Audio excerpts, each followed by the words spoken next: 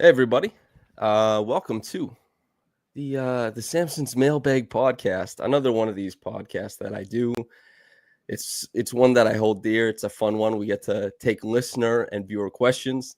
Today, joining me is Esfandiar Baraheni, one of my dear friends, yes, but also the producer, the famed producer of the Pull Up Trade podcast, a writer among different places in the Apparently, they NBA. can't hear you. What? Lord in heaven, dude. I can hear you. Can people hear me? Oh, geez, just kidding. Oh, my Lord. Oh, Man. wow. Okay. Wow. Anyway. We got baited. Wow, Yeah. that's crazy. Esfandiar Baraheni is here. He's here to talk basketball, trades, the team, Raptors. He's from the NBA Daily Podcast at The Athletic. He's at Raptors Republic. But first, we need an introduction.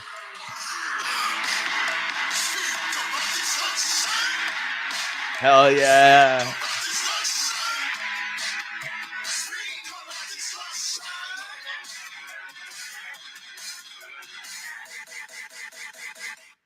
Welcome to Mailbag. Hell I'm your host, yeah. Samson Folk. I'm joined by co-host Esfandiar Baraheni. Esfandiar, how the hell are you doing, man? I'm doing so much better after that. That just gave me life. I've had 2 coffees. I'm chilling. I'm good.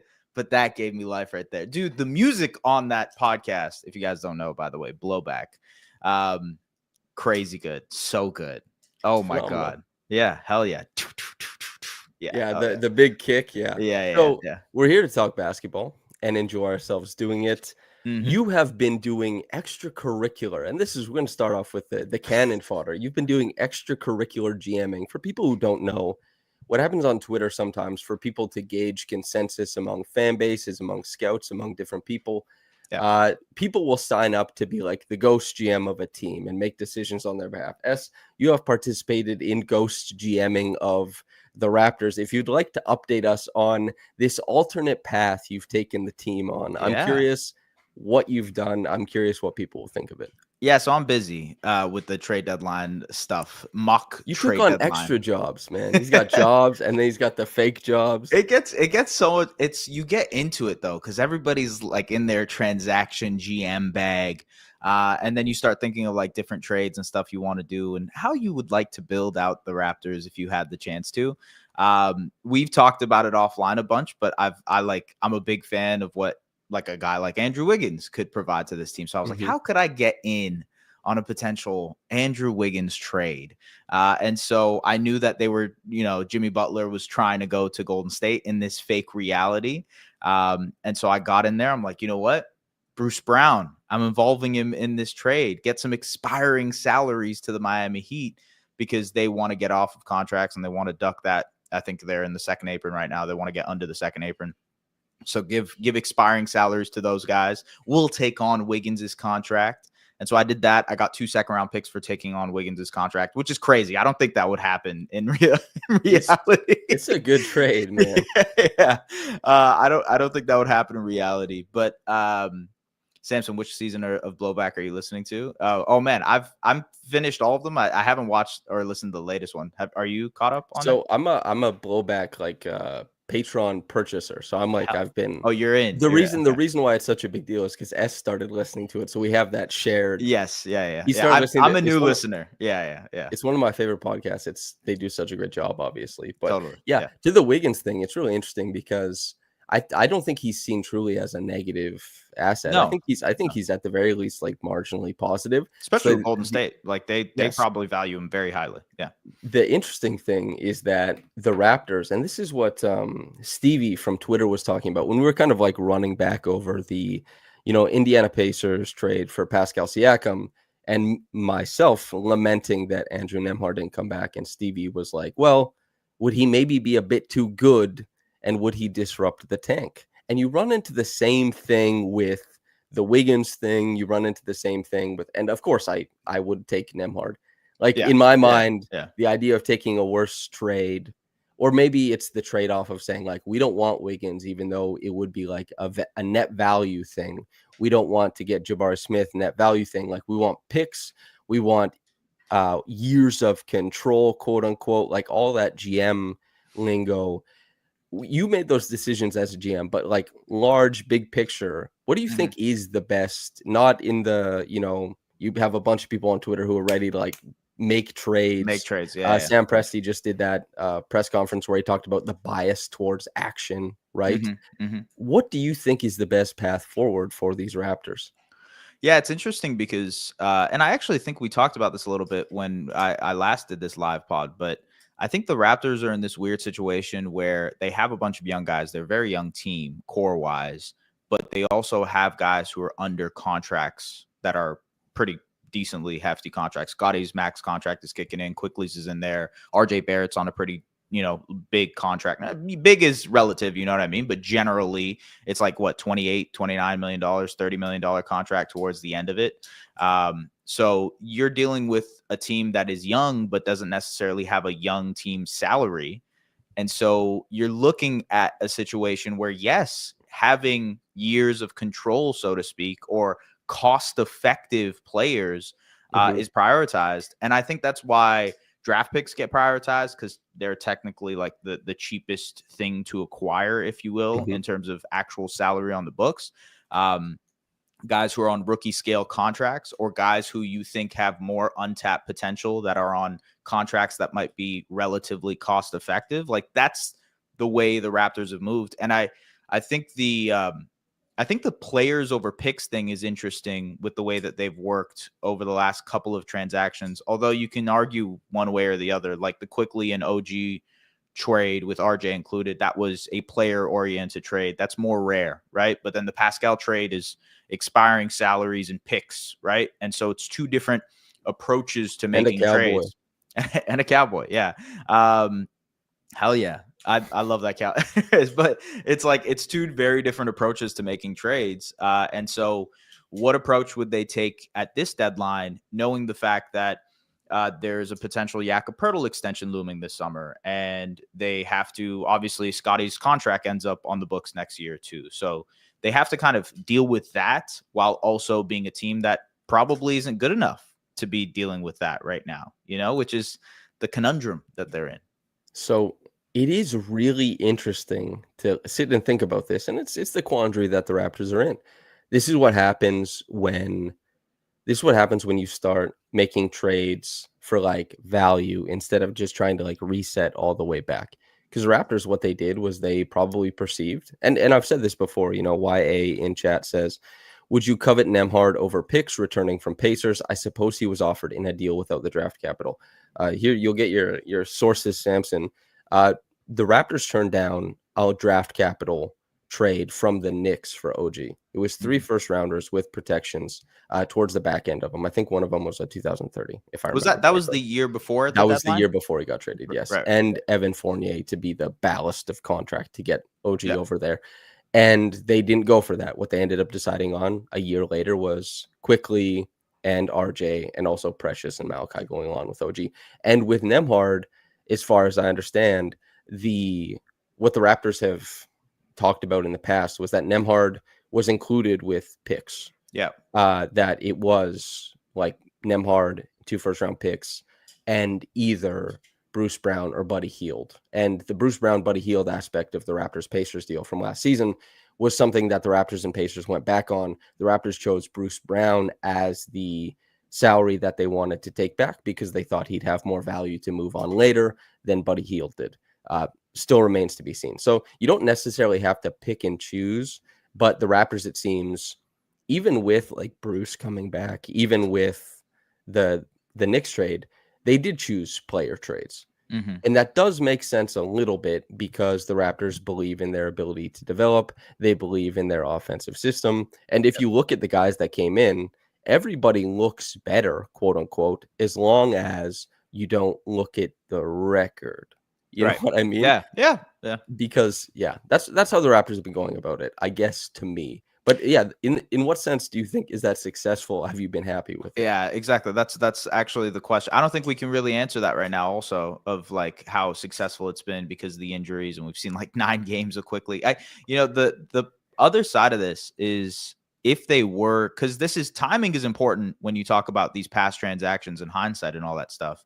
If they were to trade for Nemhard, the likely scenario is that they don't trade for Emmanuel Quickly. Maybe they do. Maybe they still decide to trade for IQ, and you go and you have a Quickley Nembhard backcourt, and you still get RJ, and that's like the way of the future. But the likely scenario is that like they were looking for a guard to kind of pair with one of these guys, and they probably ended up choosing Quickley over Nembhard. Maybe not for their own decision here, but like timing is important for this because they probably had that offer of Nembhard before, and then it ended up being Quickley and yada, yada, yada. During the summer, like the Raptors have been kind of enraptured with Nembhard on a few different occasions. Nick Nurse was a huge booster of Andrew Nembhard. As Donkey in chat, great name, points out, quote, I would prefer to just go back in time and not do the Thad Young trade and draft Nembhard, but I digress, end quote. Yeah, that's a great point because everybody, and I really like Christian Koloko. I think a lot of people did. And, I hope his career develops in the way that he wants it to, and many people do. But yeah, like everyone said that the Raptors got their guy anyway. Right. Like they traded back and there was no cost to it. I'm not so sure that they did. Like they did really like Koloko. That is true for a fact. But Nembhard was front of mind for the Raptors. And at that point in time, Nick Nurse still had a lot of sway with the Raptors. Right. Like it took a full year after that for him to be let go. And what he thought of a player did matter a lot. And Nembhard would have, he fits what the Raptors are going for. He's kind of like, you see who they brought in-house. Like you have Kyle Lowry, you have Fred VanVleet, you have Malachi Flynn, you have Jamal Shed even, right? You have Davion Mitchell, who they brought in. Nembhard is better than a lot of those names there, but he's also just fits kind of like that. You see a blurb of a point guard in your mind, and he kind of fits that. As far as like making decisions between he and Quickley, like maybe 6 months apart on those decisions. So I don't know, but that's a good place to take this conversation because you and I were live after the Quickley RJ OG trade, and not in a silly way, but you expressed a decent amount of optimism for Quickley, and we just haven't been able to see it. He had, by the numbers, I think a lot of people looked at his numbers through the back end, like 26, 30 games of last season where that assist rate doubled and the points went up a little bit. And it looked like there was a significant playmaking leap there. But you can push back on that by saying that RJ's assist rate doubled. Scottie's assist rate goes high. Jamal Shed's goes really high. Everybody who plays on the Raptors, if you handle the ball, your assist rate will go through the roof. You're getting numbers. Yeah. You can push back. And there was a bit of pushback that I'll highlight. Two commenters on Raptors Republic were pointing out, they're like, it's, you can tell Samson, he can't hide how much he doubts IQ. And I said, yes, that's correct. I do doubt IQ, not as a good player, but as like a lead guard of the future. I have my hesitations. So I'm going to kick it to you on where you sit, because I have a bit of a bias towards the negative end. I'd like to hear where you're at. Yeah, so I was super optimistic. Even when I was writing for Forbes last year, I did this whole piece of like, he's ready to take the leap, and here are reasons detailing why he's ready to take the leap. It was mostly based on what he had done in New York, as a guy who's like a secondary ball handler for them, playing next to Brunson. Some of the defensive stuff that he's seen, which quite frankly I have seen none of since he's been in Toronto, which is surprising to me. I think that more than anything has been the I guess surprising aspect from Quickley's game, where like the defense just hasn't translated the way that I thought it would at the point of attack, at least off ball. But that's neither here nor there. I offensively, lead guard, ball handler wise, it's been not what I expected. And again, you have to caveat all this with like, he's played 9 games this season. And so it's really hard to take anything tangible from 9 basketball games. That being said, there's like picking up his dribble quite often. And when he gets in traffic, that handle not being tight enough to be able to maneuver through tight spaces. And so you do question how legitimate it would be for him to be the lead ball handler of a playoff team, and what that means for, the ceiling of this team and where they're going to get their ball handling responsibilities from, where they now share it between RJ and Scottie and IQ. When IQ comes back, you're leaning on him more often for playmaking opportunities. And outside of, very predetermined pick and roll sets where it's like bounce pass to Jakob, or, kind of like a corner pass to a shooter or whatnot, like he's not making any progressive reads. He's not manipulating the defense in any sort of way. At least I haven't seen that. Maybe you've noticed something that I haven't. But I think from that perspective, I've been a little bit disappointed. But it's also like 3 years ago, Fred wasn't making any of those types of reads either. And if you watch Houston now, Fred makes a good amount of progressive reads. Like he'll manipulate the defense at the pick and roll. He'll do his nice little like hezzy, or he'll slow down in the free throw line extended area to see where the defense is going, and then like fake a pass one way, go the other way. I don't know why I'm holding a tape measure, by the way. Yeah, the fake pocket pass, like the chop dribble where you put the spin on it. Yeah. So like he's developed. What have you been measuring, brother? I'm trying to build something in the back here. Yeah. So I think that it's hard to talk about Quickley's eventual ceiling as a playmaker without seeing it and without him actually getting the chance to develop it, because you now see guys who, in my opinion, weren't that good at playmaking, and now they are. Fred is just one example of it, but you can look at tons of examples throughout the league where it's just like reps help you become a better playmaker and decision maker on the floor. So tough. It's tough to answer your question without any sort of substantial sample. You know what I mean? Yeah. I'll come out on it's Quickley is struggling at all the things that I saw prior to the trade. That made me less, like, I guess, optimistic for all-star upside. And I don't mean that as like an easy goalpost for me to knock down. Like, oh, I don't think he'll be an all-star. But, a decent amount of fans and a couple analysts thought like he has all-star upside. Like that's a real thing. Yeah. And they paid him like that, Right. But maybe not. Like the more the contract kind of like, walks itself out, I'm like, maybe that isn't. They paid him a lot, especially since he got paid quickly after Monk got paid. Right. And I think that Malik Monk is a better player than Immanuel Quickley. And Immanuel Quickley got two times, like less than double, but close. Yeah. And so it kind of affected the perception of the market. But he's paid like a very strong starter, I think. And, when it comes to the last year of his deal, he has a flat contract, $32.5 million by the time it's 2029 or 30. Maybe that's just like flotsam. That's like hardly anything. Who knows? But I think that his decision-making, how he's kind of a slow decision maker. He holds on to the ball. He's not super creative as a passer. He doesn't get into the teeth of the defense very often. And he's not finishing at the rim at an elite level. Yeah. And he doesn't get to the free throw line. All that kind of stuff. These are detractions. This makes it hard to walk the path to all-star status. However, the things that we've seen, which is, I think his defense was overrated in New York, but he still had a decent stretch of defense. Like the Knicks won minutes with him on the court. He had positive defensive correlations. You could watch game tape where he's like pretty good as the dig man, where he's making a lot of the key backline rotations to keep the defense connected. All that stuff was happening. And he shoots the lick out of the basketball. Yeah. And while not being like that elite lead guard or even like super strong lead guard type of initiation decision-making, he can run a pick and roll. He can, take the ball and give a hit-ahead pass. Like he can move the ball around. There's positive stuff there, and there's an elite shooter on top of it. Yep. The big swing for him, I think, is if that defense comes around, to be quite honest with you. I don't know how you feel about offense versus defense, what you're looking for. Yeah, it's been tough, to be honest with you, defensively. And 9 games. Yeah, I know, man. I know it's tough to be like so harsh and critical about someone who's played 9 games and has also dealt with like the weirdest injuries. You get the elbow injury, you got the groin injury, you have the hip injury. So like he's dealt with a little bit here that makes it a lot harder to assess exactly how he's supposed to look on a night-to-night basis. But yeah, the defense has not been great. And I think part of that is actually the connectivity.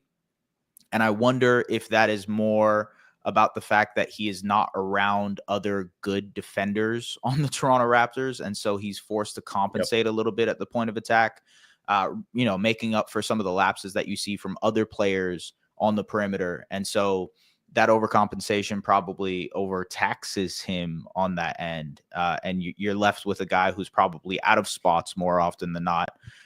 Maybe that's the aspect. So like, the Knicks, despite their warts when Quickley was on that team, on both ends, like they were a pretty good defensive team, had a really, really great rim protector and Mitchell Robinson, were connected defensively for the most part, really well coached team as well from Tom Thibodeau's perspective on the defensive end. So like it seems like better infrastructure probably makes Quickley a better defender eventually. But you have to see it like that. I think that's part of the challenge here. And I think, you know, I just wrote a piece yesterday about the Raptors defense. Hopefully it'll be out on Raptors Republic eventually in the next couple of days. And I think one of the main issues is the fact that they've placed this massive importance on ball and making it seem like, hey, he's the most important guy, right? That was what Darko Rajakovic said to start training camp and media day, that we're going to have the MIG be the on-ball defender versus the rim protector. And I think they now have a bit of an over-reliance on the on-ball guy stopping players, which is important. It's an important part of defense, no question. But like there's an over-aggression there that doesn't necessarily need to happen. It doesn't heighten the skills of some of their off-ball players defensively in a Scottie, in a Jakob, and even Gradey to a certain extent. I think Gradey can be a good off-ball defender with his length, but it doesn't enhance the skill set of the players on the team. And I think maybe that's a by design thing to get these guys to learn how to play better on-ball defense. But it's also affecting Quickley in the sense that he's not able to be as connected and locked in defensively because he's kind of running around everywhere trying to plug holes on the perimeter, if that makes sense.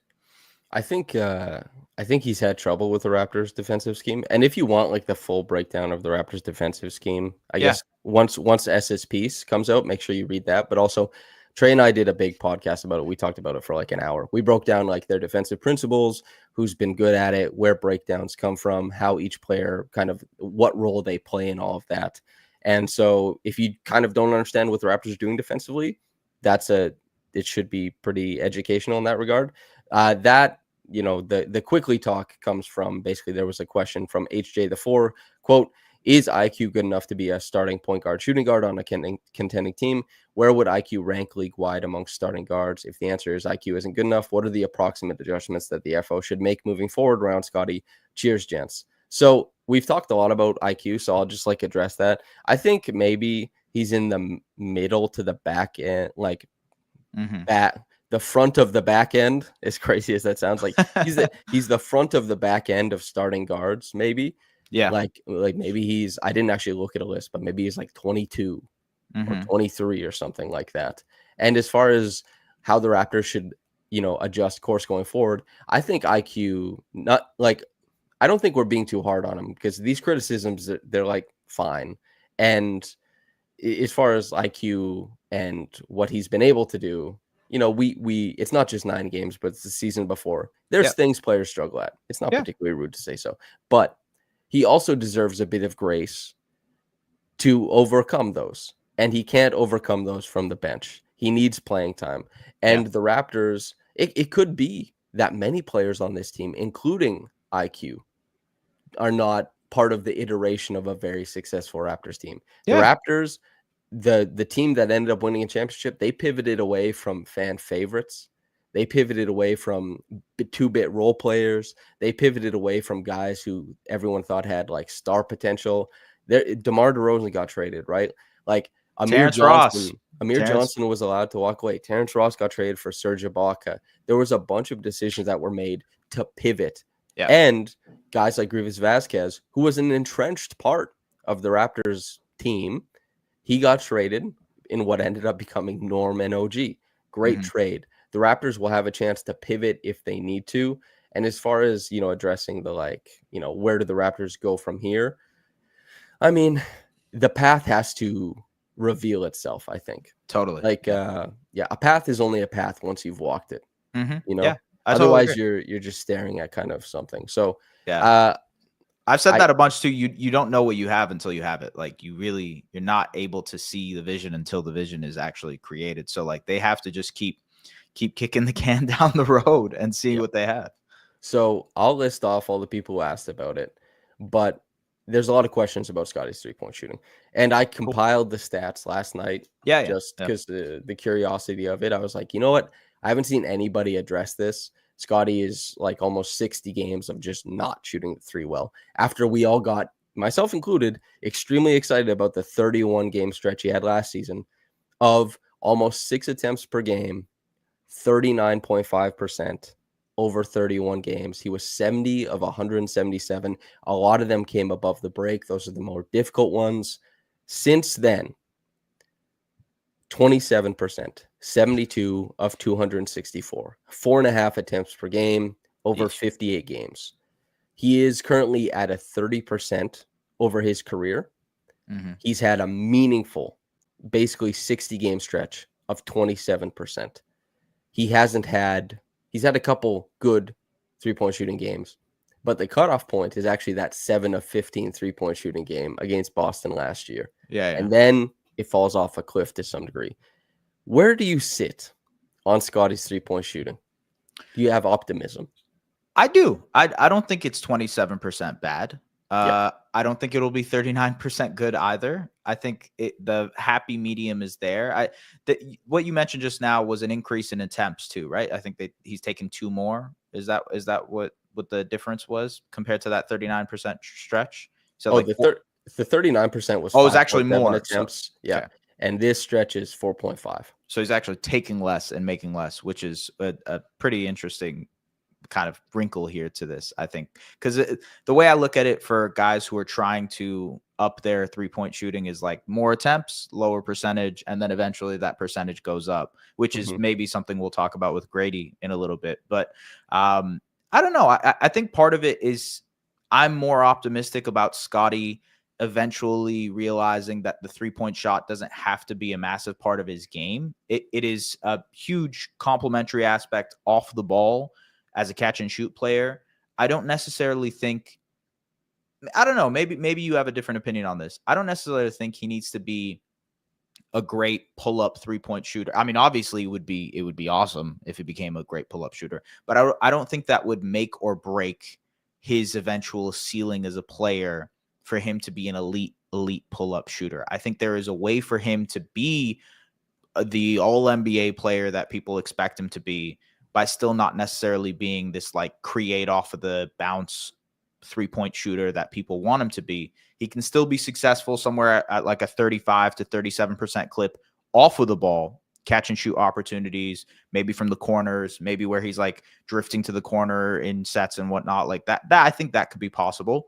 But pull up, I don't necessarily think that's as important as what he's currently trying to figure out, which is like the mid-range area, settling for counters when the rim is kind of walled off. Like that's, I think, more important than the 3-point shooting. But where do you land on that? Because I know people think like 3-point shooting and pull up 3-point shooting is sort of the be all and end all to being like a 1A type of guy on a championship team. Yeah. Where do you land on that? So I think the thing is that I think people jump the shark quickly with Scottie. As soon as he shows something, they assume he has it like in his bag. Like again, it is kind of absurd that people just have it as like a default is like Scottie's like Giannis. And they say, what if Giannis could shoot threes? It's like Giannis is going to go down as a top 20 player of all time. Yeah. His shots in the paint for like one of the best 5 ever. Separate years, one of the greatest shots ever. Yeah. His rim pressure, everything like that is like, that's not Scottie. Scottie is smaller. Scottie's a more talented playmaker. Scottie is a little bit better at like changing angles as a defender. Like they have differences, but I think Scottie isn't shooting the three well. And this is why I pushed back at it at the start of the season, is because I thought the easiest thing to do in the offseason is to train your shooting. The easiest thing to do in season is to see how defenses respond to you and make playmaking reads and drive against defenses that are like really care about you. Because again, you can play pickup and you can do all that kind of stuff, but a 3-point shooting rep mechanically is the same thing whether it's in, you know, a crowded gym or whether it's like there's psychological stuff, but whether it's in the crowded gym or whether it's the muscle memory of it in an empty gym, those are the most valuable. Like when Scottie came back and shot 39% on almost 6 attempts per game to start the 2023-24 season, it was assumed that he did that in the off season. Right. But when Yeah. he was bricking so many threes and not looking at the basket, everyone said like, well, he needs these reps in game. Not necessarily. You can do more. Like that was the Right. thing, is like development is such a black box. It's like Scottie obviously is going to become a better player. Scottie is going to become a better shooter because I think he has relatively elite touch. It's Mhm. not going to be 27% forever.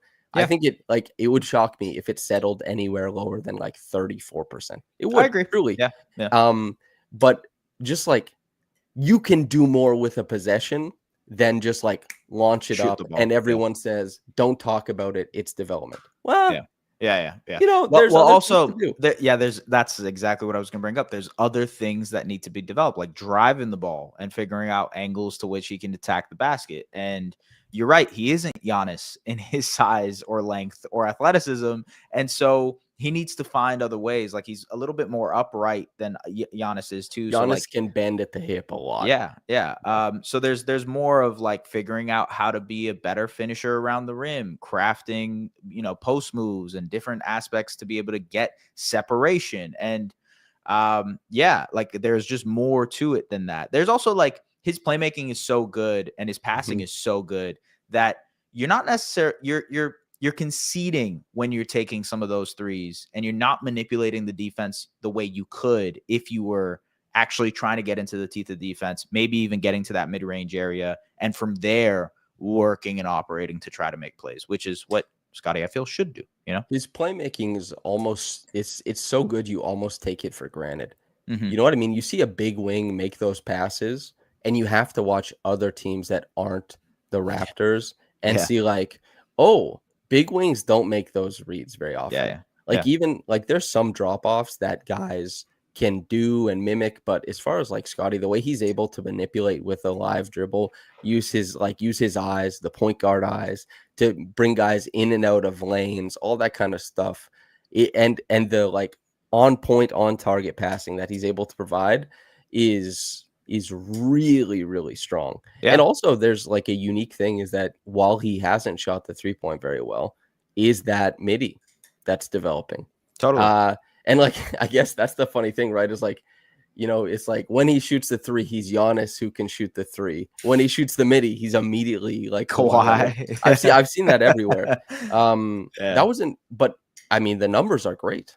Yeah. He's done really, like, it's not that good against bigs. I think it's probably around like 39-40% over I bigs think right now. that's why he struggled yesterday too, because Yes. he was Yes. taking a lot of middies over Brook Lopez and Bobby Portis and Giannis, and Yeah. that's It's tough shot, but he's been pretty dynamite because I went and hand tracked it myself. He's been dynamite shooting them over guards. right. He's been pretty damn good shooting them over wings.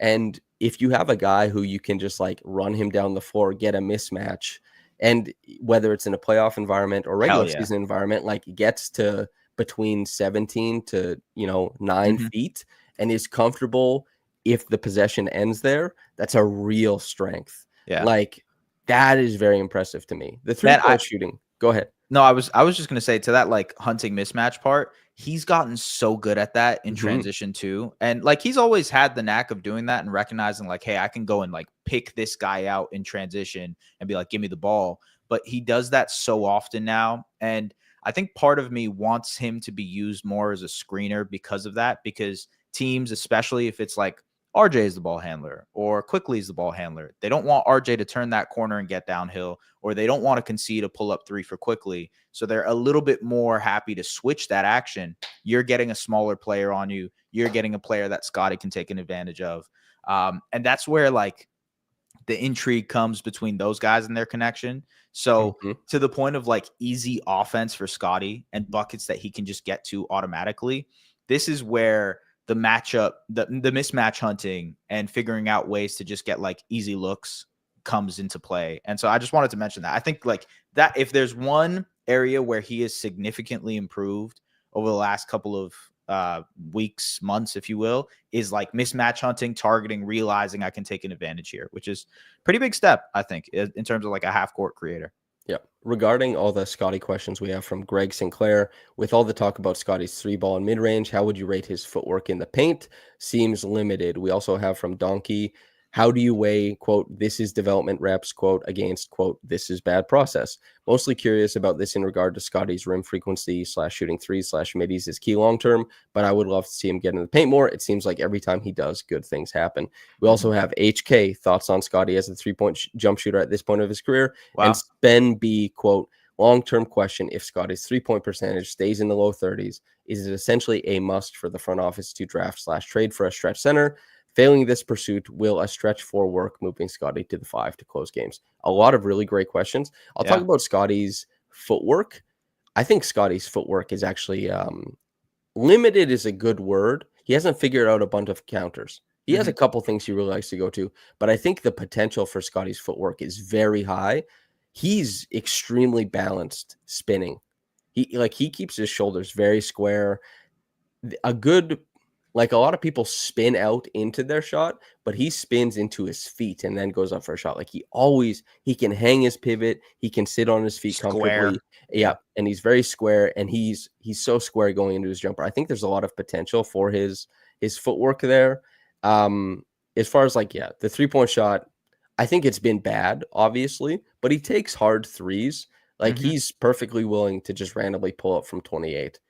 Why? because he has the confidence to do it, and hopefully that manifests into something. I'll swing it to you for if it stays low 30s, stretch 5 thing, 35, stretch 5 versus Scottie playing the 5. Where are you on that?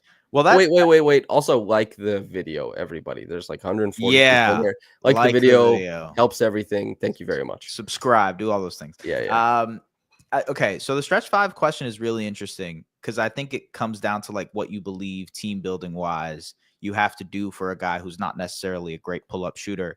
And the difference between like vertical spacing, which is a lob threat, which I think would do really, really well with Scottie's playmaking and passing. Like think of a guy like Derek Lively on the Toronto Raptors. 2 power lines. Yeah, man. Yeah, just lob it up there, catch it. Like I think that creates a massive level of space up top. But then you have any chance you're going to put decorations on the wall? Yeah, Alex, come on. Samson, any decorations? Put a plant on the back here. What are you going to do? It'll be decorated with the upcoming sponsorships. Ooh, yeah. We'll have the upcoming sponsorships. My room will be for advertisement. Hell yeah. No, I think the stretch 5 thing is valid. But if you go, I think having a good rim protector, defender at the 5 is much more important to me than a stretch 5. And if you wanted to find a balance of both players, a guy who can shoot the ball and stretch the floor and be a good rim protector, there's like 4 of those in the NBA right now. They should get Wemby. Yeah, they should get Wemby. Yeah, it's like go into your ghost GMing and see if you can, get Wemby. Yeah. No, okay. So one guy that I did trade for in that little mock trade deadline thing was Jabari Smith Jr., who can play small ball 5, can stretch the floor as a catch and shoot guy. He's not necessarily like a permanent option as a big man, as a 5 to have on the floor. But like that's the type of player that you might want to be able to pair Scottie with as a guy who can stretch the floor, be a little bit of a weak side rim protector. I don't know. Either way, if you want like the stretch 5 archetype that can also defend, there's 4 of those guys. There's Wemby, it's Chet, it's Brook Lopez, it's Kristaps Porzingis, and that's it. Like even Miles Turner does not. I'm not putting Miles in that. I'm sorry. I know you got a Pacers bias. I'm not putting. Yeah, he's a little fake as a defender. Yeah, a little fugazi. It's actually been good the past month, but there was about 14 months before that where it was like it was not so good. So there's like 4 guys like that, and I don't think you can. It's tough to find those guys. It's really, really tough to find a guy who can do both. So it's easier to find that vertical lob threat guy who can kind of throw it up, staircase. You know what I mean? That type. But yeah. The Scottie to the 5, I think It does, like a stretch four, if they got some sort of, it depends on talent, really, is what it depends on. Because Scottie, we've seen him play the five for short stretches and do so with tenacity and the physicality Sure. to survive that. However, as something you lean on rather than something you maybe see like 16 times for Mm-hmm. 4-minute stretches in a season, That's I tough. That's tough. Yeah. I don't know about that. And as far as like Scottie's 3-point percentage stays in the low 30s, I think Scottie will draw closeouts. I think Scottie does not draw them as much as he did to start last season. I'll have to contact some people for the stats on his closeout percentage, to be quite honest with you, because that stuff is all proprietary. But Scottie will draw closeouts in the future. And his 3-point shot, while I don't think it'll ever be elite, I think will be enough to facilitate spacing. Mm-hmm. And he does such a good job of playmaking in unusual ways and from spots that aren't typically considered a huge advantage. Like he can playmake to the rim from the perimeter better than a lot of guards can because of his height. Yeah. And so he doesn't need to avenue as deep a spot on the floor as a guy like Darius Garland, for example, or a Mm-hmm. guy like Fred VanVleet. And yeah, it should be really interesting as far as how they build around him. But I think the most important thing is, like, if they can get a lob threat, cool, that accesses a new style of playmaking for Scottie. There's this corner crash cut that Precious Achua made in, I guess, January of 2023, I think, off of a Scottie pick and roll. And Scottie made this left hand live dribble lob to Precious. And I was Yeah. just like, whoa, this is crazy basketball. Yeah. And so having a lob threat would be awesome. Maybe Chomche is, Maybe. in the future, he's that guy. But in the interim, just have a good player. Mm-hmm. Like their center, people are way pickier about centers than they are about any other position, I think. It's a hard position to play, dude. It's not to be too, but like Emmanuel Quickley hardly even plays like a point guard, and everyone calls him a point guard. You know what I mean? But some people, it's kind of in vogue to address Emmanuel Quickley as a wing. I wouldn't go that far, but I know you've heard some people do that. Yeah. But people are very picky with centers.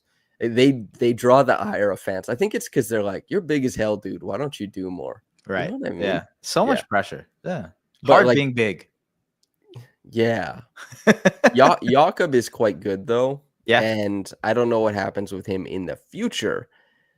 We have a question that we'll use to tie that in. To tie this in from Adrian A. Quote, the center going forward.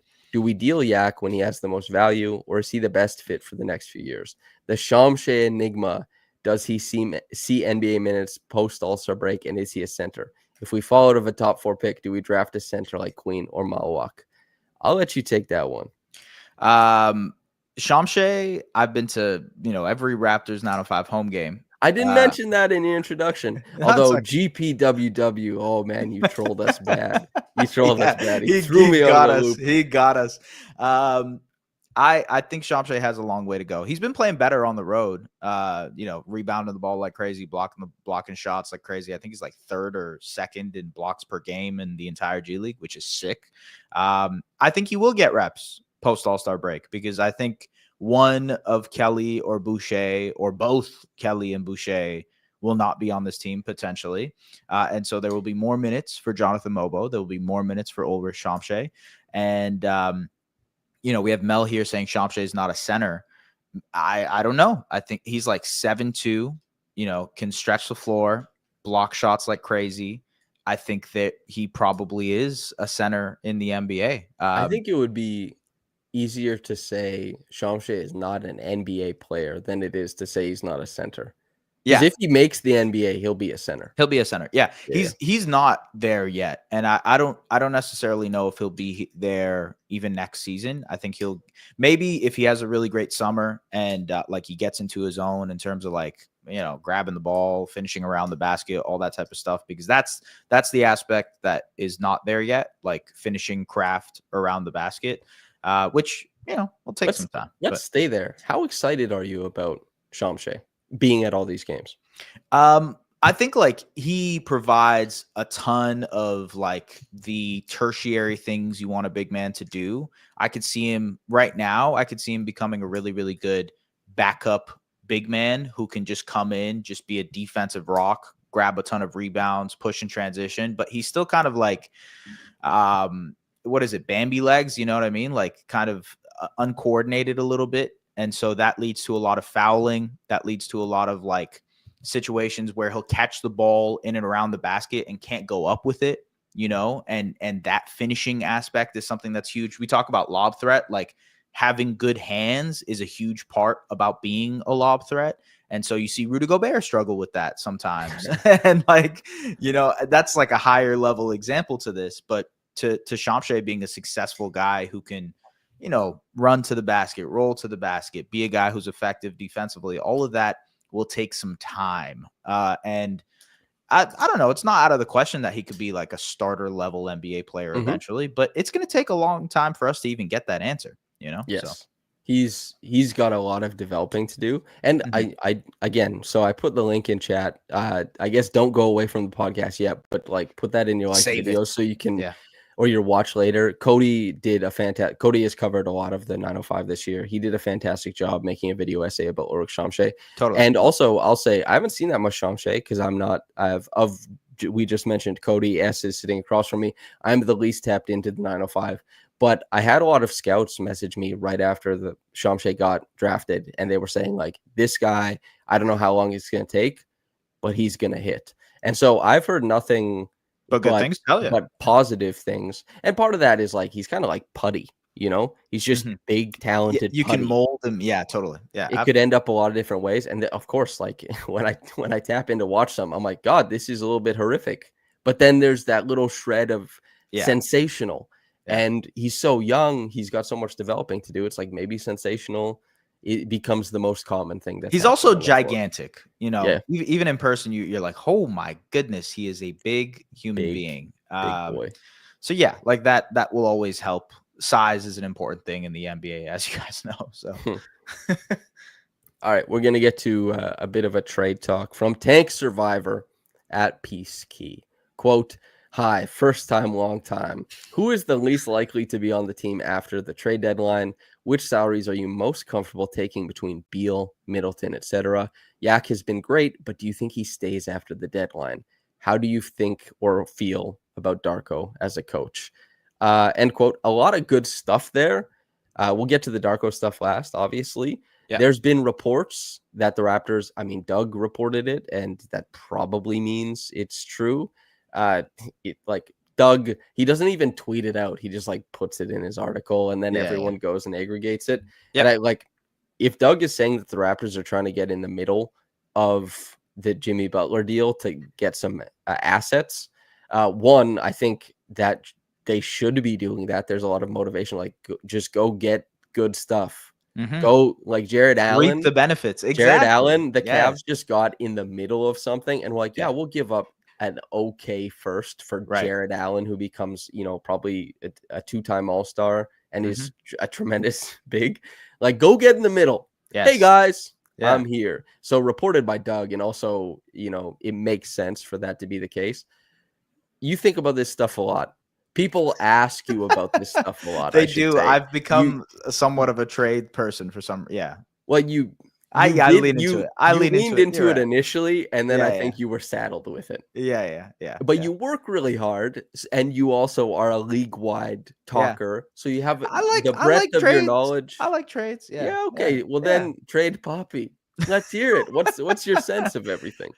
First of all, I totally agree with the Jimmy thing. It's like what I've been preaching for a couple months now. They have tons of expiring salaries. And again, whoever is trading for, or even like, you know, they talk about the Detroit Pistons who have, I think, $14 million in cap space right now to like maneuver, right? Well, the Raptors have $40 million in expiring salary that they can maneuver and move around. And Bruce Boucher, Davion. That's basically $40 million of salary.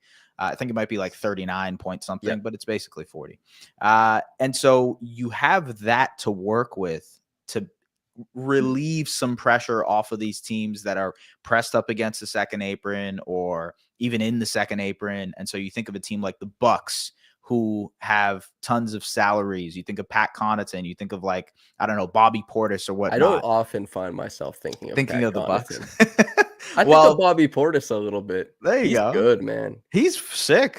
He would Yeah. be if hey, he's like the second tier of like stretch five, He kind of, is. you know, He like really is. not really mentioned in that, but yeah, he would be a nice little Raptor.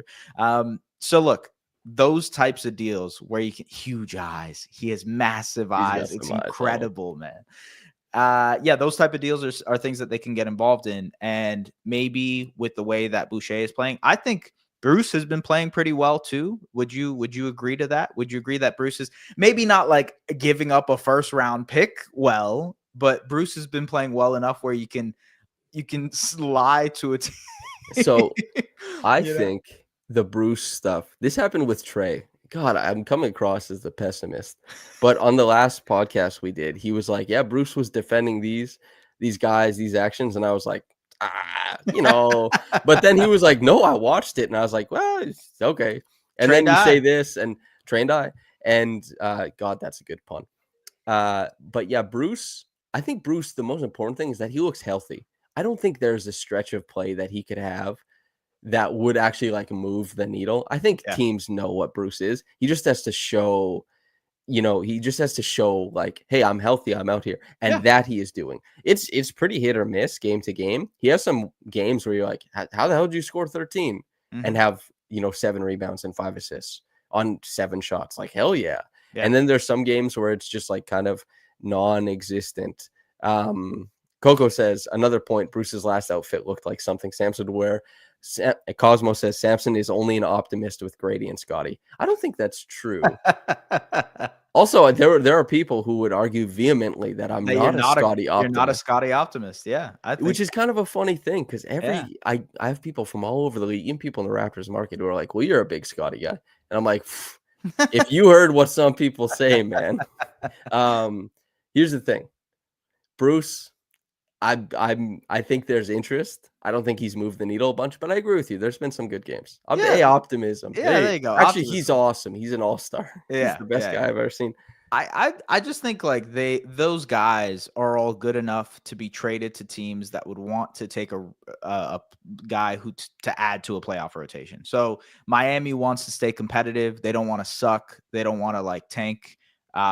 Yeah, okay. Bruce Brown probably helps them a little bit. I don't know if they'd be interested in Kelly Olynyk or Chris Boucher, but like a Bruce Brown guy would help them.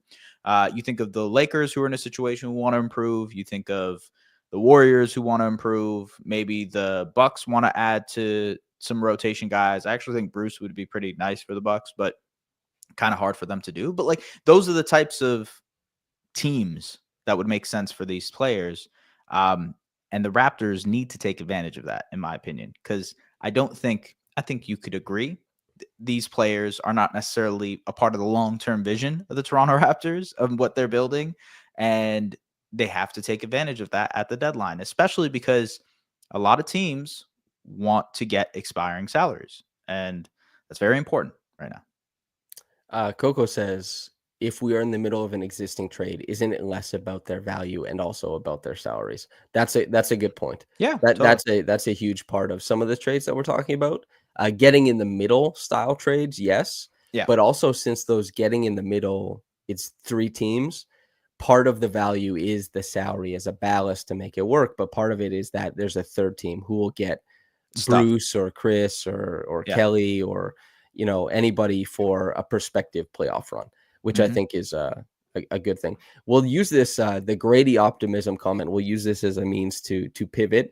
I guess RJ and Yak have been pretty optimistic about. Yeah. Okay. I think so. I'm looking in the mirror. I'm looking in the mirror right now. Like, are you a Jacoby optimist? I am a Jacoby optimist. Yeah, of course. I've been super optimistic about. There you go. Yeah. I think I'm pretty optimistic. I'm an optimistic guy. Yeah. We don't see our patterns till they're all laid out in front of us, But Raptors Report had this question.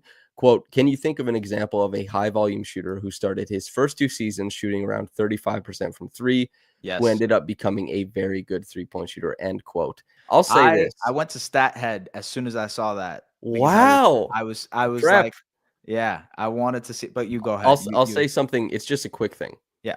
If anybody heard me in my like, not only have I been a Gradey optimist, but also like a Gradey clinicist, like a Mhm, clinician. Josh and I have broken down his shot mechanics like on this podcast. We've talked about the pros and the cons of it. Before the season even started, I said maybe don't expect Gradey to be like 39-40%. I said it's probably more realistic. I said in the future, not even this year, that he's maybe more of like a heat pump who hangs around 37% and yeah, does more stuff on offense than just shooting. And I think that has been like soundly accurate so far. Gradey with that two motion sling, he has a lot going on, which means he'll be a more dynamic shot maker, which we've seen, but mhm, it also means that there's more inconsistency in his motion. Jacoby C4C says Jacoby eye test checks out. Coco says I am a Jacoby optimist. Jacoby has a very simple motion. So does mhm, Scottie. Scottie also mhm. has a simple motion, which is why I believe it. Jamal has simplified his motion a lot as well too. These one motion shooters, Jacoby. I think Jacoby. I would believe he'll have a better 3-point shooting percentage than Gradey over his career. I Right. really would believe that. However, I think teams, opposing defenses, will respond to Gradey more than like, except for 7 other players in the NBA. Right. He will be run off lines Yeah. for his whole career. Teams freak out with him. Yeah. But anyway, that's the greatest stuff. Give me the stat head. You did the prep. Yeah, so there's 46 players. His query is basically anybody who shot like 35% ish in their first 2 seasons Mhm. in the career and went on to be a good shooter. Now we can debate about the went on to be a good shooter part, but there are 46 players that have done that have shot between 34% and 37% on over 5 attempts per game in their first 2 seasons of their career. 46 players. And there are some pretty nice names on here. You Give think me of the names. I got I you. I wanna hear this because You I'm a wanna hear Grady the names? optimist. Yeah. Yeah, of course. Okay, Damian Lillard. How do you feel about Damian Lillard? That's Is he a good shooter? he's a good yeah, how? What? He's like No, yeah. no, I'm just wondering. Okay, yeah, okay. Okay, let's see who else we got here. Devin Booker is kind of, on and Booker, off. that's Yeah, literally the yeah, Grady comp, dude. I yeah. know people hate that, but I like making that. How do you feel about Lowry Markkinen? Lowry Markkinen is another guy who was not a great shooter to start. Well, not great is not the right word, but not a consistent shooter to start his career, and then ended up being a pretty good shooter. Devin Vassell, 36% shooter I first like couple of that. years. Keegan Murray, although he had for his first season of his career, I think he shot like 41%. So I'm not sure if this is maybe considering the second year of his career. How about Darius Garland? Darius Garland was a 35% shooter. Again, different types of shooters here. But if we're talking about stationary guys, guys who are maybe like catch and shoot off the ball type of guys, and I don't think Gradey necessarily fits that description. Gradey moves with the ball really Mhm. well. Gradey moves off of the ball really well. Cam Johnson, 35% in his first 2 years of his career. Emmanuel Quickley, 35% in his first 2 years of his career. Yeah, Donovan Mitchell is in here. Tim Hardaway Jr., Kobe White, Victor Wembanyama, LaMelo Ball. There are a lot of guys that have turned out to be Also, good as a 3-point quick shooters. thing, I'll Yeah, quell people just so everyone knows. Grady on his spot up threes this year is shooting nearly 43% right. He's very good on the spot. Shooter. spot up threes. The thing with Grady is that his shot diet is insane. Yeah. Yes, like for a second year player, it's been exciting to watch him repeatedly like set the career high, set the career high, set the career high. But the shot diet is nuts. Yeah. Bazooka says Jameson Battle has a two motion jumper too. It's almost like a one motion with a high set point. And If you James, ever watch him in he practice, gets it's it here and he crazy. has to hitch in. He Yeah, has to hitch in. it's wild. And that's why he hasn't hit like a movement jumper all year. The second he moves, Yeah, 0%. But on like catch and shoot, he has time. I yeah. think he's shooting like 60% on those types of threes. When he gets in time, in rhythm to hitch, Mhm. he can bang, dude. He's an incredible shooter when he gets to hit those prerequisites. Whereas Grady he'll have his back to the basket when he catches. It'll be turning to fire by the end of the motion. It's just like Grady, whether it's at the rim, whether it's like what you're seeing is a player who asks so much of himself. Mhm. Like he's has an insane shot diet. He has Yeah. an insane uh like hunger for those types of shots. If he were just like, hey, just let it come to you, brother, Yeah. just like Yeah. the stats would look better. But Gradey and the Raptors have designs on Gradey being far more than a catch and shoot guy. Mm-hmm. They want to just throw him into anything, have his gravity drag teams around. And there's a reason he has one of the highest correlations for positive on-offs on not just on the team, but offensively, huge swing. He at the start of the year, he was one of the highest miles traveled players. He was using the most off ball screens in the NBA. His like contested shots have been in the higher percentile all the time. It's just like it's just tough. I think Tough shots. maybe more than like any player on the team, putting him in wildly like variance type situations, just a variety of different looks, is probably the most beneficial to his eventual ceiling. Like Yeah. I think you don't need to have him be that standstill spot up shooter, sit in the corner, don't move, and be a 42% shooter for You the rest don't of his have to career. babysit him as a shooter. That's the Exactly. big thing. Yeah, yeah. You can be very experimental with what you want to do with him. And I think that's what they aspire to do. So to your point, like, yes, put him in the most adverse situations possible and see how he's able to like, kind of crack through that ceiling. I think like the fun thing with Gradey is also once he starts seeing so much attention as a shooter, what he'll eventually do with it as a passer. Has And someone written about that? Is yes, there a or video essay? there's essays and video essays and whatnot. Yeah, there is. I did a video essay on this a couple of I think like 2 months ago Mhm. now on Gradey's passing and what that could potentially be. That should be a lot of fun because you think of like Klay Thompson isn't thought of as a really good passer, but he was great at two to the ball, make that dump off pass to Draymond Green, Mhm. and then Raptors or Warriors are out and running. And so like same thing can happen for the Raptors, which I think Gradey has the potential to be. I really do. He made all those reads in college. He started to make those empty side, Yeah. whether it's empty side handoff, empty side pick and roll reads. This started off, and honestly, this is maybe like a little bit too. I'm betraying myself. The optimism thing. This is maybe a little bit too optimistic because Gradey has struggled. People are bringing up the lack of a handle, which that should be a bit of a concern, especially if guys are going to play so physical and into him. But Gradey will never be the number one option. There's a number one option named Tyrese Halliburton, who what he does is he throws the ball away and cuts to get it back. And Gradey, even if his handle never comes around, which I hope it does, he's an extremely willing cutter. If a guy is into him, he swim moves and he back cuts, and he scored a lot that way. And the defense, I mean, Coach Roach says it here. He's a scorer, but having Gradey and RJ on the wings defensively will likely need to be addressed over the next 18 months. I agree with that. Whether it's in someone being put on the bench, whether it's in somebody making steps defensively. Trey and I have talked about this, ad nauseum, but it's Gradey started out the season not so bad defensively, like still negative objectively, but he was fighting, he was staying in plays. Now it looks like he's just getting bashed and smashed around. Yeah. I think maybe the like legs thing, just kind of being tired, and so maybe doing too much offensively is taxing him on the defensive end. It's a lot. It's a lot to do. He's lost some weight as well. Yeah. That's actually an interesting part of this thing because like during the season, guys lose weight, and it's harder to keep on that muscle that everybody wants to talk about in preseason. You know what I mean?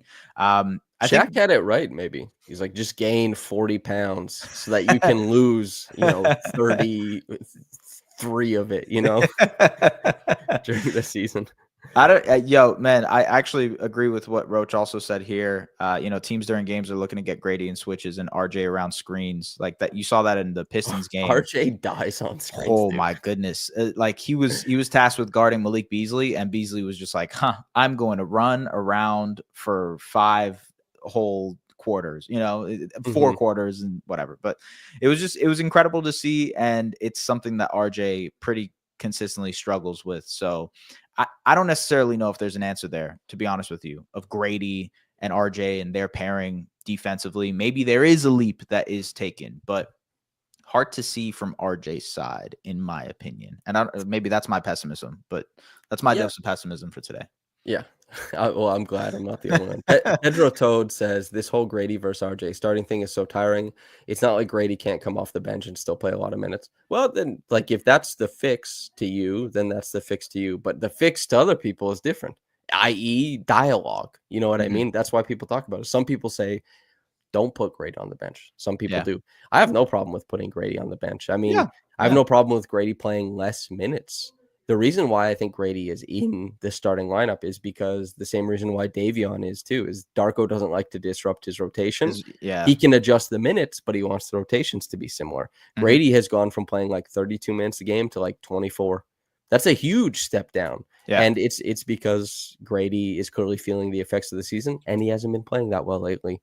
He's 37%, 38% from the field over the last 8-9 games. So, I mean, and Darko told me when I asked him about it, like some of this, it's good when a player doesn't play their best to have them sit and watch from the bench and earn it. So for people who like, I don't think Darko does this a bunch. Like there is Darko is, I think, objectively light on, criticism or like Yeah. hard ass qualities of a coach, but there's one for people who are looking for that. I Mhm. think we should talk about RJ to end this thing, Okay. because RJ is a massive part of this team, and we've hardly discussed him in this Mhm. podcast. From Kareem Kelly, if RJ had a mid-range game, would he be a clear-cut all-star? From Ricky, thoughts on RJ's future with the team. I love him, but I have some concerns with his game, the lack of secondary offensive skills, poor shooting mechanics, and subpar defense. Not saying he can't/won't improve on those things, but it does scare me a little. The RJ of it all, after he played an awesome game against the Celtics, Yeah. after he finds his way to a lot of assists, he creates a lot of what the Raptors do, and they look quite lost without him, helping out on offense. Where Mhm. do you sit on RJ now and into the future? I think RJ has, just to answer the mid-range question, I think he has a decent, like, short mid-range He has a shot. push shot. He has the floater going. I'm just looking at the game, the numbers right here. It's not anything impressive. He's shooting 42% on those short mid-range shots, which is not good. Guys in that area, like really, really great guys, you think of Shea Gilgeous-Alexander and whatnot, that he hits like 60% of his short mid-range shots. He's So, insane, dude. yeah, I mean, yeah, he's the creme de la creme, maybe one of the best ever, probably one of the best ever. And so to compare him to that, like, yes, it would be great for RJ to have more of a soft touch in and around the basket. He's great at finishing at the rim, but like that 4 to 14 feet away, the floater, the like push shot type of thing that he's gotten into. Well, can I actually add a little bit Yeah. more? So not only is it that short mid-range thing, those are the raw numbers, but on his 2-point dribble jumpers, he's shooting 31%, Damn. right? Yeah. But it's RJ's mechanics are completely incompatible with like dynamic pull-up, and Mhm. especially in the mid-range. It just doesn't make Yeah. sense for It's him. so low. Yeah. He's shooting 43% on his runners. He's taken 68 of them. He's, I guess, shooting 62% on they classify them as hook shots, Mhm. 5 of 8. But he's only taken 19 mid-range jumpers, and he's Right. shooting 31%. It's not a part of his game No. whatsoever. No. Like, Yeah. unfortunately, No, it he's isn't. It he's isn't. Yeah. 18% on his pull-up threes, and that's kind of what that. And I'll let you get back to it right away. Just a quick thing. That's what the commenter is talking about. His shot mechanics are very clunky, very truncated. He doesn't transition well into pull-ups.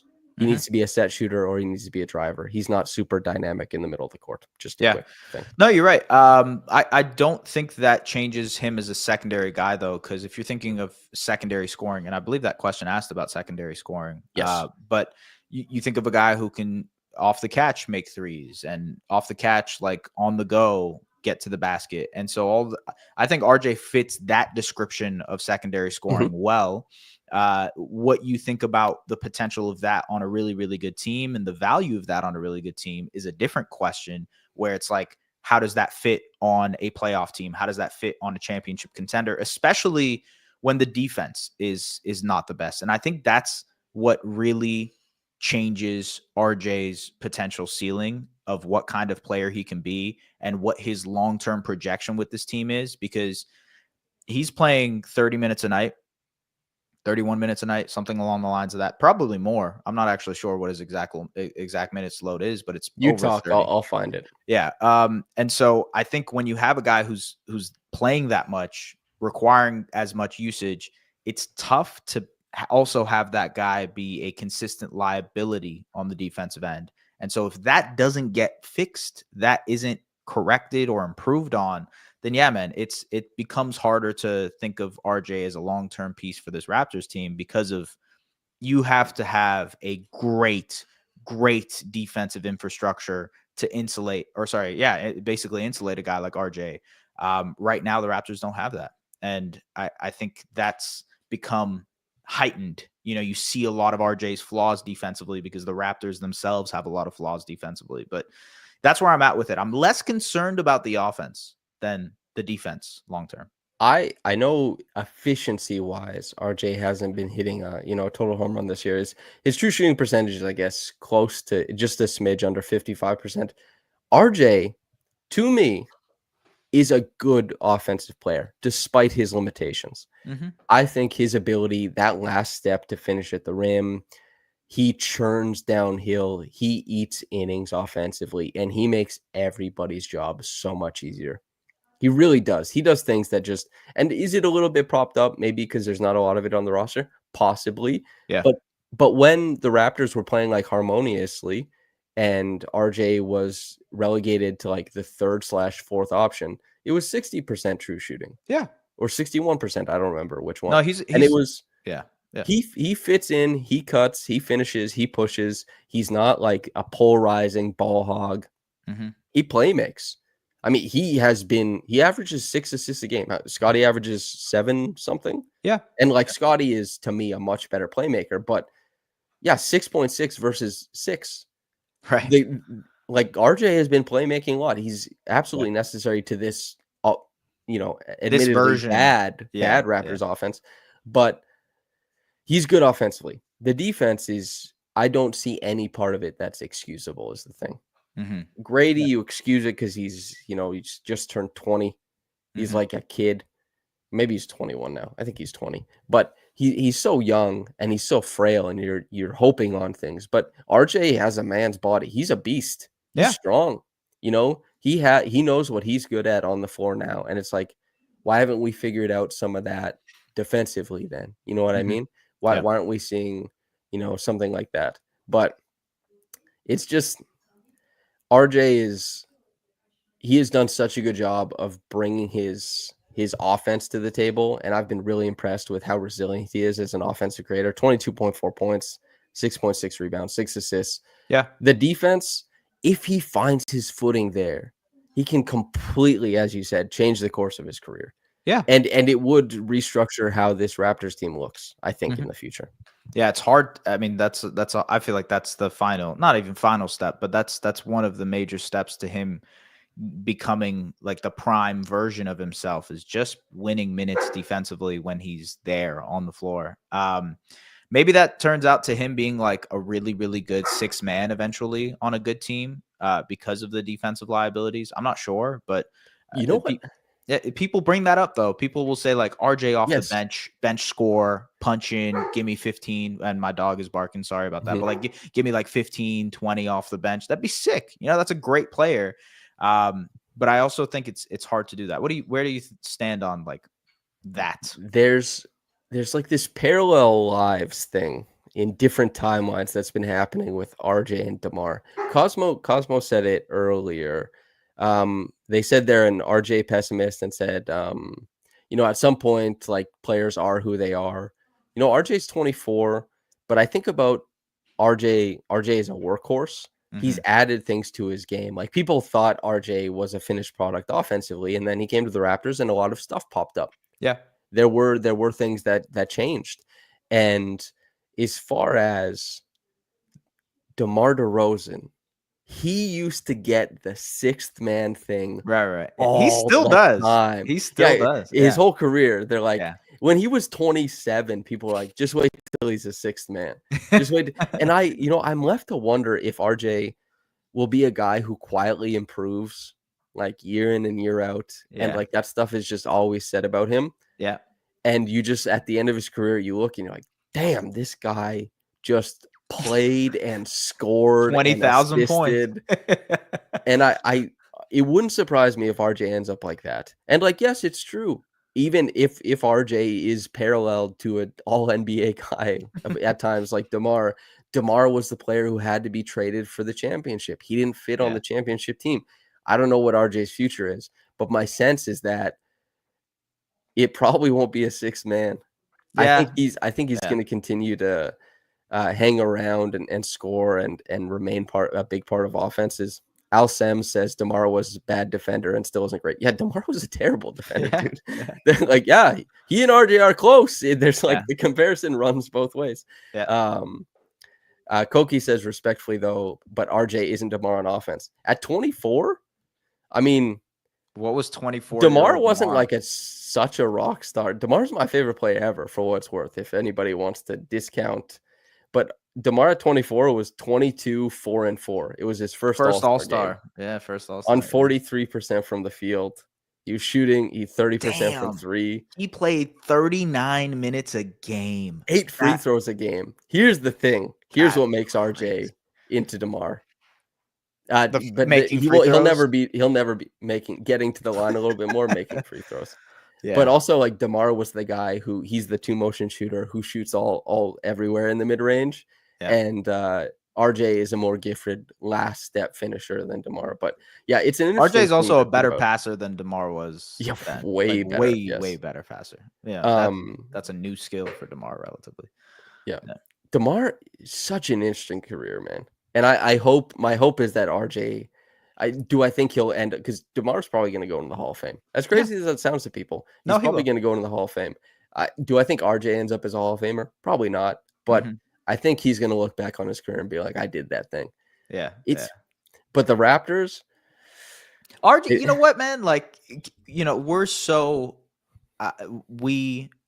everybody who watches teams that are rebuilding, we kind of rely on hope a lot to like spur us on, and that's a great thing, but also like it creates a level of expectations of like, these guys need to get good, these guys need to be a part of the team, because you become fans of these players. I like RJ's game a lot, and it would be sick if he is part of the long-term vision of this Raptors team. Maybe he is, maybe he isn't, but also like enjoy the fact that there is this Canadian dude, 24 years old, who's kicking ass on the team, who's like really, really fun and is playing the best basketball of his career on the Toronto Raptors and has vastly improved compared to the toxic asset conversations that were happening like just a year ago. So yeah, be happy that there is a player like this on the team, flaws and all. Let's do a fun parallel, because again, the point you're making is a great one. Regardless of what the final team looks like, I really enjoyed Grievous Vasquez when he was on the team. Yeah. I didn't enjoy the Lou Williams stuff that much. He was not as easy a player to watch. Yeah. The foul baiting and everything. But to the Raptors' point, yes. But also the 22-23 Oklahoma City Thunder. Let's go minutes per game. Okay. Shai, obviously. Yeah. Then it's Giddy. He's not there. Wow. Then it's Dort. Mm-hmm. Oh, Jesus Lord. An ad started playing. That scared the hell out of me. I was like, my phone talking to me, dude. Dort, who's playing much less minutes now, is in a much smaller role. Yeah. Jalen Williams in his rookie year, obviously he was tremendous. Yeah. Kenrick Williams, Pokashevsky, dude. Wow. Jeremiah Robinson Earl. Jalen Williams, Aaron Wiggins, Trey Mann, Darius Baisley, Ousmane Dieng, Mike Muscala, Dario Saric. Darius Baisley was pretty important to that team, actually, from what I remember, right? Yeah. Well, he was like a year earlier was his. Oh, right. Yeah. Where Darius Baisley had really unique movement skills and just nothing developed. But like, you get attached to these players because you watch them play, you see so much. But like, when the team turns that corner, oftentimes the big guys, they'll look the same. But guys like Giddy will be gone. Yeah. Guys like Dort will take a step back. Guys like Jalen step in. And Shai is, the one everything revolves around. I don't think the Raptors have a Shai on their roster. But the point is, when you make that turn, the team often looks much different than you'd expect. And we made that point earlier when we said DeMar got traded, Terrence Ross got traded, Amir Johnson left, Patrick Patterson wasn't there. Yeah. Like a lot of the favorites just... They weren't there. Yeah. And the Raptors, I'm only sure about Scottie.